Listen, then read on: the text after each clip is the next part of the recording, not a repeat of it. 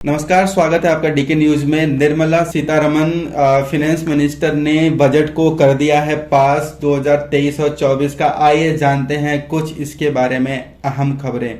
Electronic गाड़ियां, mobile समेत सस्ती हुई है। कई ऐसे सामान उसके बारे में हम जिक्र करेंगे। इन चीज़ों में जेब पर पड़ा सबसे ज़्यादा असर, वो क्या इन चीज़ें हैं मैं आपको डिटेल में बताता हूँ। वित्त मंत्री निर्मला सीतारमण ने ये बजट पेश करते हुए कई बड़े ऐसे ऐलान किए। आइए जानते हैं कि साल 2023-24 में कौन सी चीज़ें सस्ती हुई हैं और कौन सी चीज़ों पर सीधा चोट पड़ा है आम जनता के ऊपर।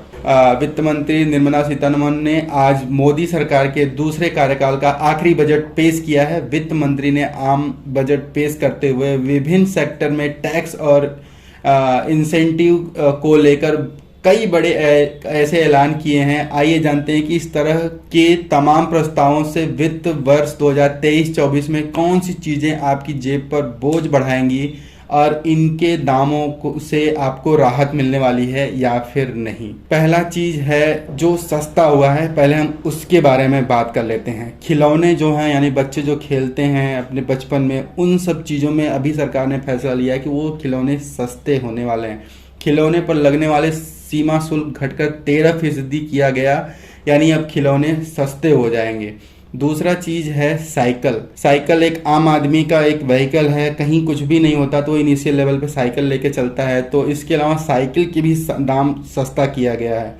तीसरी चीज है लिथियम सेल्स, यानी ये पेंसिल सेल्स हो गए, ये जो मोबाइल में सेल्स लगते हैं। मोबाइल फोन में इस्तेमाल होने वाली लिथियम बैटरी पर सीमा शुल्क हटाया गया है, ये बैटरियां भी सस्ती हो जाएंगी। इलेक्ट्रॉनिक वाहनों में लगने वाले बैटरी से कस्टम ड्यूटी हटा दी गई है। अब नेक्स्ट है इलेक्ट्रॉनिक गाड़ियाँ। बैटरी की कीमत घटने की वजह से इलेक्ट्रॉनिक गाड़ियाँ भी सस्ती हुई हैं और इससे सीधा इलेक्ट्रिक व्हीकल की तरफ गवर्नमेंट का इशारा है कि इलेक्ट्रिक व्हीकल की तरफ मूव करना चाहिए। इसके अलावा बैटरी की कीमत, जाहिर सी बात है, लिथियम बैटरी फ़ोन में यूज होती है, तो लिथियम बैटरी की कीमत घटने की वजह से मोबाइल की कीमत में भी कमी आई है। एलईडी टीवी में भी कमी आई है सरकार की। अगली ये है कि इसके अलावा एलईडी टीवी टेलीविज़न सस्ता कर दिया गया है और बायोगैस से जुड़ी चीज़ें सस्ती हुई हैं। 2023 में बायोगैस से जुड़ी चीज़ों के दाम में कटौती का फैसला लिया गया है। डायमंड रिंग यानी हीरे के आभूषण, प्रयोगशाला में निर्मित हीरों को बढ़ावा देने के लिए सीमा शुल्क में छूट दी गई है। कपड़ों की बात करते हैं, अगर हम बजट 2023 में ऐलान हुआ है कि कपड़े सस्ते हो जाएंगे। टेक्सटाइल पर बेसिक कस्टम ड्यूटी को 21% से हटाकर 13% कर दिया गया है। नेक्स्ट है मोबाइल कैमरा लेंस, सस्ते हो जाएंगे कैमरा लेंस, क्योंकि इस बार बजट में कैमरा लेंस पे डिजिटलाइज यानी कि डिजिटल मीडिया की तरफ थोड़ा सा ध्यान दिया गया है, इस वजह से डिजिटल लेंस को किया गया है। अगर हम लग्जरी चीज़ों में आते हैं तो जैसे सिगरेट वगैरह है, काफ़ी यूज करते हैं यूथ।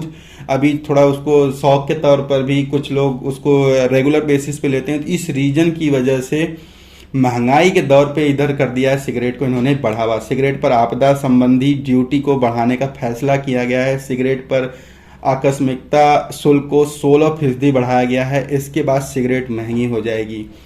नेक्स्ट है छाता। छाते सस्ते हो जाएंगे। अब छाता जो रेन प्रोटेक्शन का काम करती है वो सस्ते हो जाएंगे।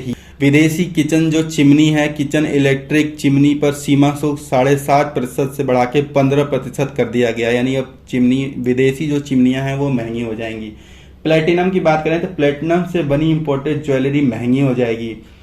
और शराब की अगर बात करें यानी मदिरा की बात करें तो शराब अब महंगी होने वाली है। एक्सरे मशीन की बात करें, अगर हम थोड़ा सा हॉस्पिटलाइजेशन की तरफ बढ़ते हैं तो एक्सरे मशीन भी अब थोड़ी महंगी होने वाली है।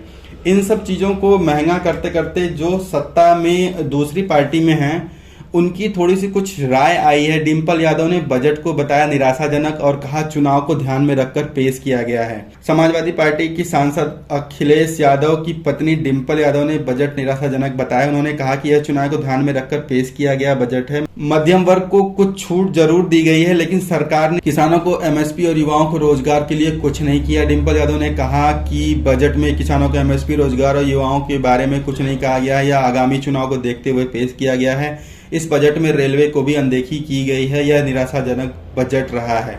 अखिलेश यादव का भी सीधा बयान आया है। अखिलेश यादव ने ट्वीट कर कहा कि भाजपा अपने बजट का दशक पूरा कर रही है।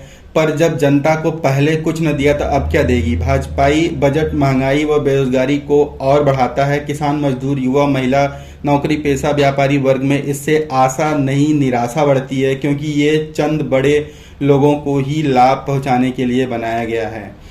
तो ये रही बजट की अभी खबरें। आगे किसी भी चीज़ पे अगर कोई अपडेट आता है तो हम आपसे बिल्कुल मिलते हैं, फिर से मिलते हैं किसी नए खबर में। तब तक के लिए जय हिंद, जय भारत।